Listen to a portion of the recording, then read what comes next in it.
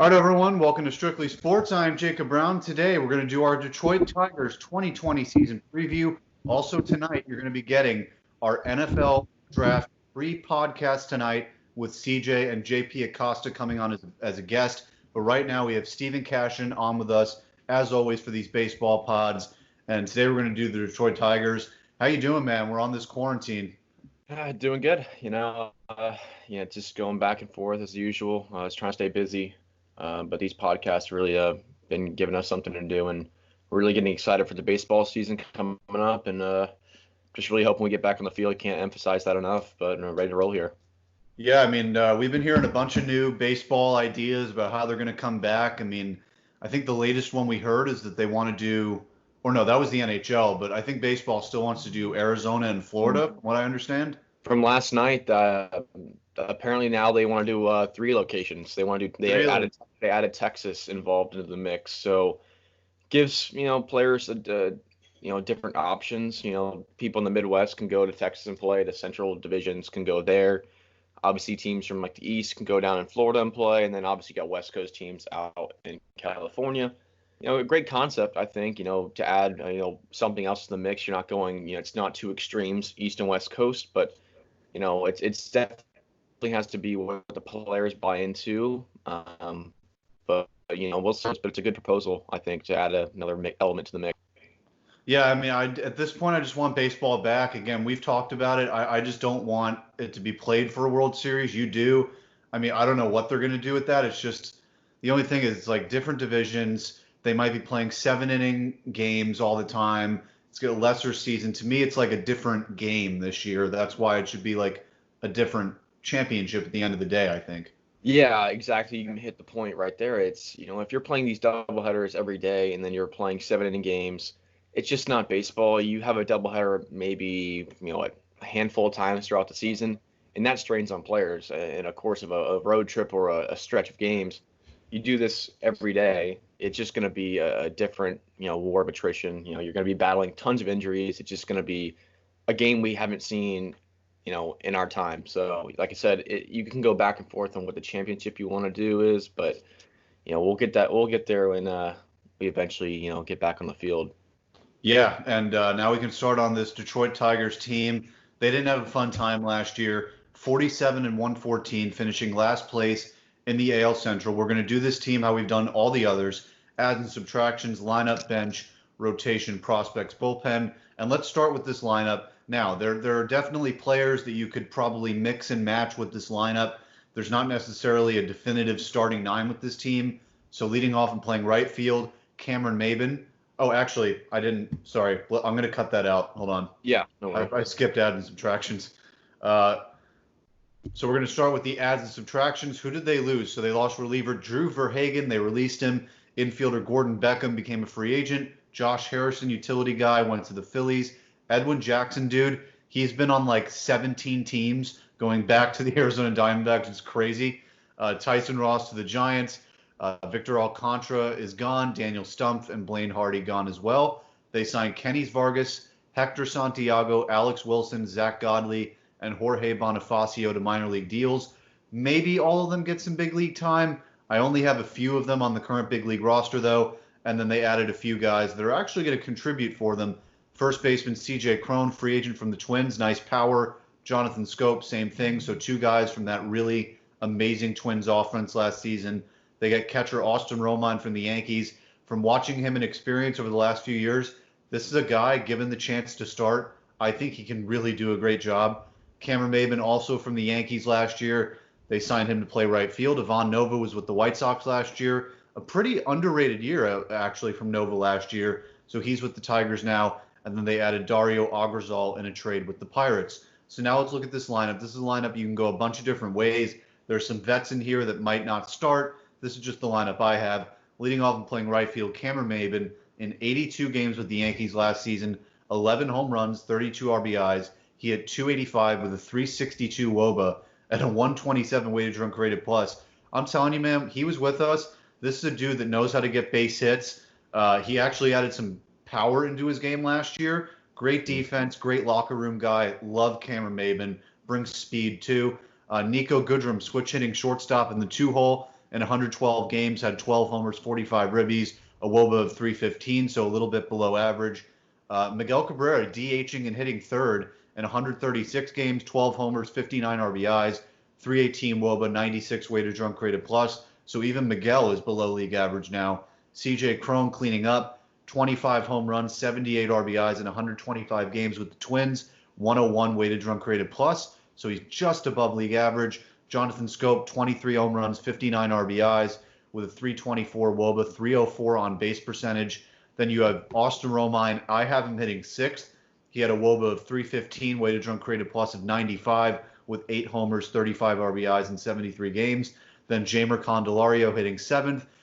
In the 8 hole, you have either Jacoby Jones or Christian Stewart playing left field. It can be either or. And then Victor Reyes hitting ninth and playing center field. On the bench, you have Brandon Dixon, who may or may not start. You could very well put Brandon Dixon at third base if you want to, because Candelario's had some struggles. And then they have Jordy Mercer and Grayson Greiner on the bench as well. So when you look at this lineup, Steven, there's a lot of guys you can mix and match. There's some veterans. There's some young guys. What do you think about this lineup? Yeah, it's a lineup you can tool around a lot of different ways, and I like the ability for them to be able to do that. You got guys like Cameron Maybin, Jonathan Schoop. You add some guys add to the depth of this lineup and trying to piece your way through it. CJ Cron, you added great power there in the 4th hole, and then you have Miguel Cabrera, who's been in the league for God knows how long. Still being able to produce night in and night out.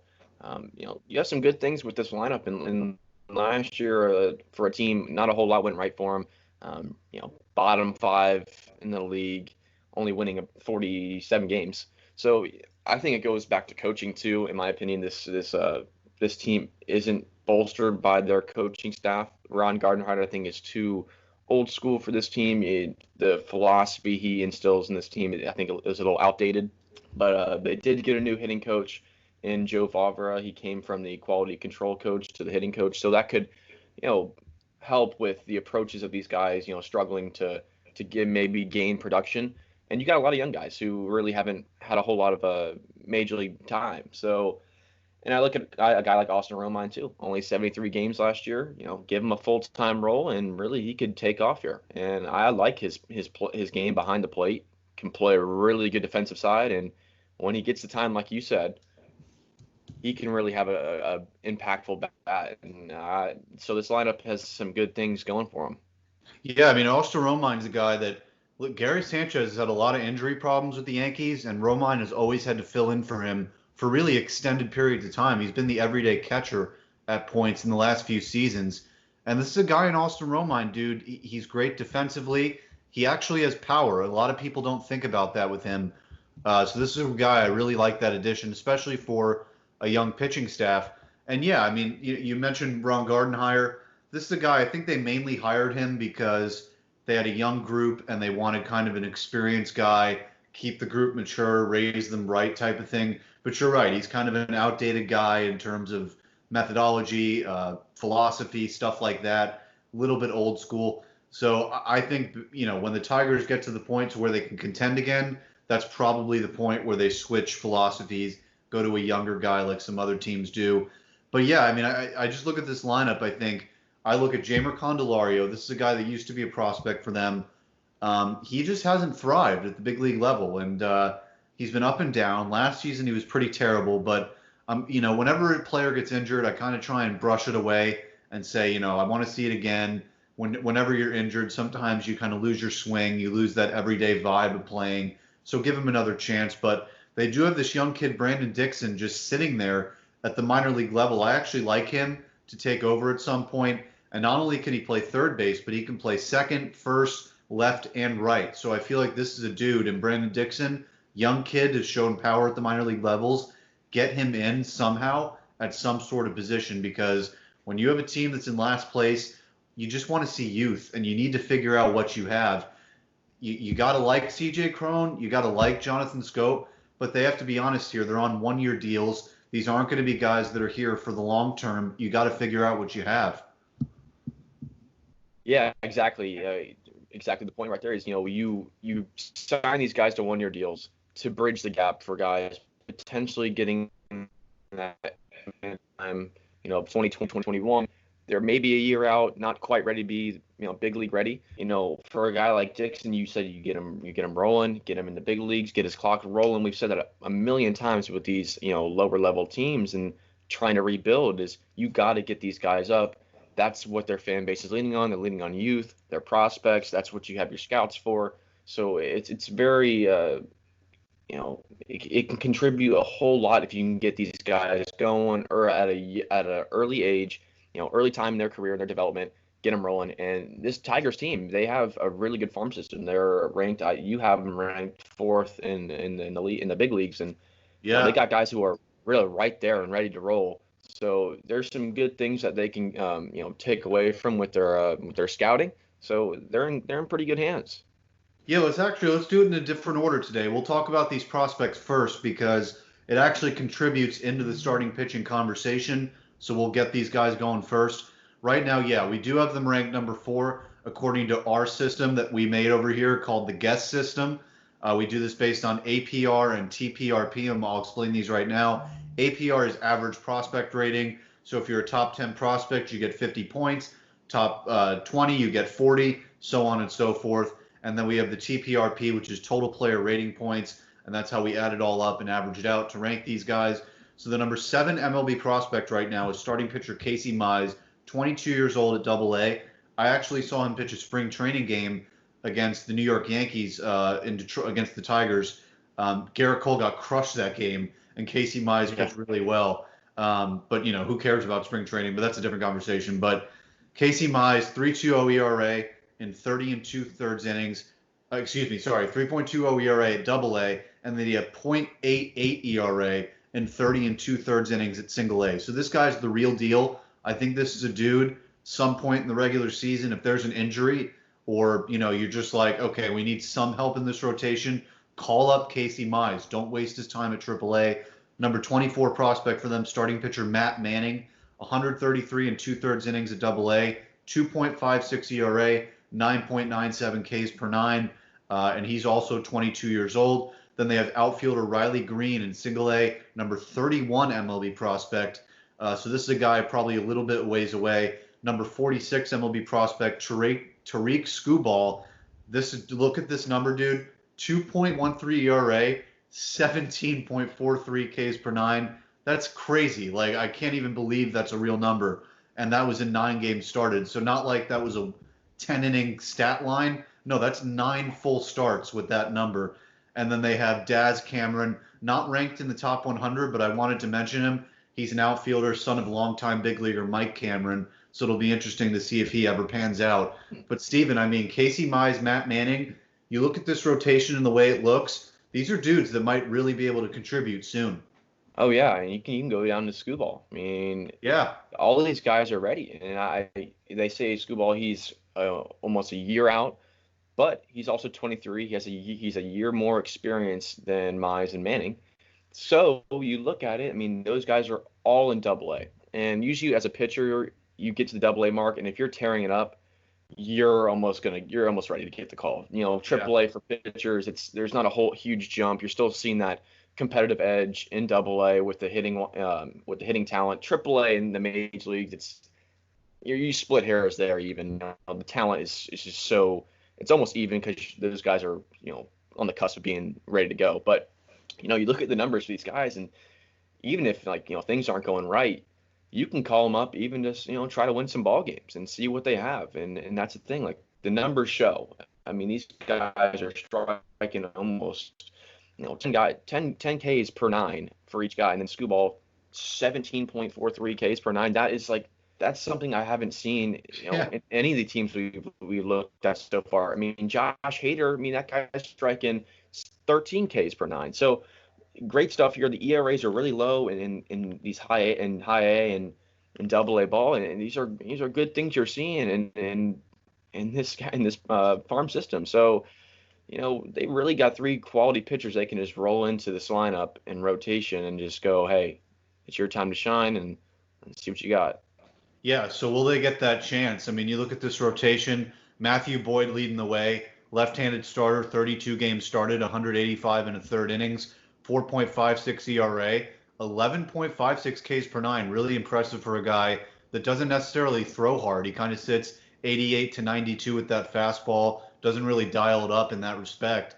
238 total strikeouts, really impressive. Ivan Nova, like I mentioned, not an amazing year, but better than I thought. I mean, he made 34 starts, which not a lot of people do, and that's really the main point I want to mention here. ERA might not be there, 4.72, but I like a guy on a last place team eating up that many innings. That's what I want on a team like this. Doesn't strike a lot of guys out, but if you know that you can rely on him once every fifth day, that's a nice thing to know as a team like this. Then you have Daniel Norris, 29 games started, 144 in the third innings, 4.49 ERA, struck out 7.79 per nine. Spencer Turnbull, this is a guy, he kind of sitting here in X Factor here. He had a 4.61 ERA, but his FIP was 3.99, Ks per nine of 8.8, home runs per nine, though, under one. And we've said anytime your home runs per nine is under one, that's a really great number to have. And he's significantly under 0.85. So I look at a guy FIP lower than his ERA, wild card candidate to bounce back this year. Then they have, so this is where it gets mixed up here. They have Jordan Zimmermann clearly in the 5-hole right now, but he's really struggled. He's on a big contract. He's really struggled. ERA almost at 7 last year in 112 innings. They have Michael Fulmer coming back from injury at some point. They don't know when. Maybe if the season starts late, he might even be ready for that. This is a guy, they've relied on him in the past. I would say whenever he's ready, Zimmerman's going to the bullpen. There's no way that they're keeping him in that rotation. So we mentioned Mize and Manning. They might not even get a chance here because of how it's looking in the 2020 outlook. Yeah, which it might not be a bad thing per se, because you have a lot of guys who can do it. All these guys, you're stuck on a bad team, but guys who've shown they can do it, ERAs, I mean, the numbers show. I mean, they're not bad. I mean, you got Boyd, who I like, doesn't throw the ball overly hard, but spots his stuff, strikes guys out deceptively, uses the corners in and out. You use everything in your arsenal. Then Ivan Nova, a guy who's quietly still making it along in the big leagues, still producing at a high enough level to keep being a 2 and 3 starter. And then you go down the line, Norris, Turnbull, and Zimmermann. The most disappointing piece right there, like I said, is Zimmermann. Just kind of hasn't really quite found his game in the last couple of years. Struggling to keep runners off the base paths. Homer's been kind of somewhat of an issue, but just really hasn't found his groove, and he's getting spotted time here and there in the fifth role. But like I said, going back to guys who are in the farm system, maybe having them go one more year in the minors until you get the rosters expanded in September, then you can call them up, give them some time. But giving them one more year to really critique their stuff, fine tune everything, could be a good thing for this Detroit Tigers team, since they aren't on that, they're not on the edge of being contenders. They're still really building this roster up to try to get where they want to be in the next few years. I actually think the Tigers are ahead of a lot of other teams because, yeah, their system's number 4 in the big leagues, but we talked about how did Mize and Manning get up here? Well, they tried to trade Matthew Boyd last year at the deadline, but they didn't find a deal that they liked. They've also tried to trade Fulmer in the past. Those are two dudes. If you trade them, that's when you get Mize and Manning in there, because the one thing that this Tigers team needs, they're developing pitching at the minor league level, but they don't have very much offensive help coming along the way. That's what they need to be thinking right now. Let's get Boyd out here in a trade. Let's get Fulmer out and try and get some offensive prospects to build this system up. Yeah, exactly. The only guy you have in the system that's going to be there in the future is Riley Green, and he's still got a ways away to get where you want him to be. But yeah, you're going to need to get some help offensively somewhere along the way, whether it's via free agency in the offseason, or trading a couple pieces to get guys who are ready, guys who want a guy like Matthew Boyd, finding the right deal like package, because you are trying to find this team that you can get in 2 or 3 years to be competitive again. You don't want to be in the bottom of the league year in and year out and just making your fans suffer. So get a couple pieces for the pitchers you have in the rotation now who are solid enough, get some good return for them, and you're in great shape, because you have guys on the cusp of being really good starters for this Tigers team. Yeah, and we look at this bullpen now too. Jimenez, their closer last year, 12.37 Ks per nine, ERA a little bit high. Pretty impressive though. Maybe they can get some trade value for him too. A lot of team like maybe the Cubs, right? I mean, the Cubs need anyone. They can maybe get a trade for Joe Jimenez. They have Buck Farmer, Jose Cisnero, Garcia, McKay, Schreiber, and Zach Godley in that bullpen as well. Not the best pen in the world, but it's there. So yeah, I mean, I just look at this Tigers team. We've been doing all these pods about these teams that are lower level, the Miamis, the Pittsburghs, the Colorados, and this Tiger team it truly is ahead of those teams because we mentioned it with Colorado. You've got nothing coming on the way except for Brendan Rodgers. There's some teams that haven't even developed pitching systems. The Tigers have a lot of pitching coming.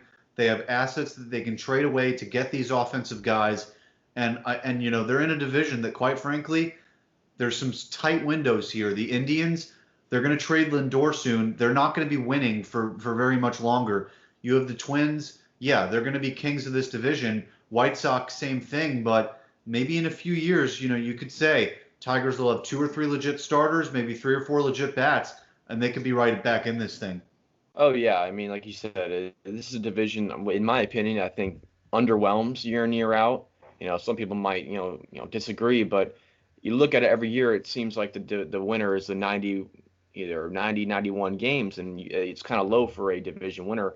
As of late, you had Minnesota, who's really coming out of the woods here and really building their team up. But this Tiger team, like you said, they won 47 games last year, but they lost a lot of close games. I watched that team enough where they lost a lot of games where they really shouldn't have. Their bullpen came in and just kind of let it slip away. Lost a lot of 1-2 run games, so you gain some of those back, and they're not as bad as it looks on paper, but they're way ahead of the curve. We looked at teams like you said, Colorado. Go down the list. Miami. They're right there with above those teams in terms of developing, and it's not so doom and gloom for this team because you have a lot of things coming along the way, and you get things to fall in the right places, and you could be where Chicago was last year, getting back into the mix of the thick of the division and trying to get there in a couple of years. But this division, you get a few things rolling, and it's kind of wide open for the most part. Yeah, I mean, you even look at the Royals. The Tigers are ahead of the Royals too, and we'll have that pod out tomorrow. The Royals, to us, they have the number 14 system in the minor league, so the Tigers are ahead of one of their division rivals, which is really important. So again, like we mentioned at the top of the show, we have our NFL draft we have our NFL draft preview coming out tonight. CJ Uri and JP Acosta will be on that pod. We're going to have an FAU athletics pod coming out sometime next week, and that'll be uploaded on the FAU Owl Radio SoundCloud as well. And we might have Adiel Gomez making his Strictly Sports debut soon. And I know you guys don't know him, but you will soon. He's definitely a hell of a guest to have on the show for sure. And yeah, that'll do it for this podcast. You can catch our Kansas City Royals pod tomorrow. You can listen to this on Apple Podcasts, Spotify, and a bunch of other platforms as well. Follow us on Twitter at Strict Sports FAU. And for Stephen Cashin, I'm Jacob Brown, and we'll see you next time.